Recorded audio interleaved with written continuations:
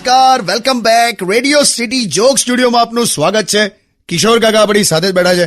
કાકા, આપણે જે લાસ્ટ લિંકમાં વાત કરી કે પ્લાઝો જે પહેરે છે ને છોકરીઓ, પણ આ યાર આવી જુદી જુદી પ્રકારની ફેશન તો છોકરાઓ પણ કરે છે ને. કરે જ છે ને, મેં ક્યાં ના પાડી.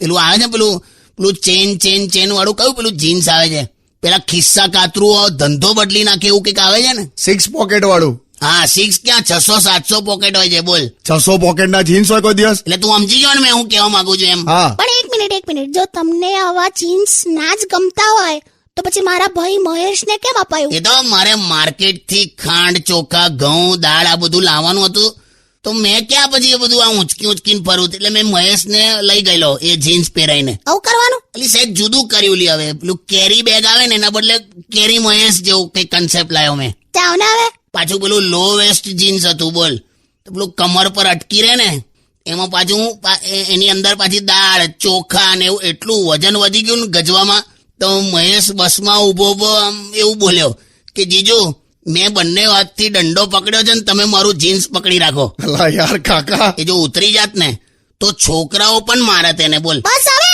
સોંગ વગાડો.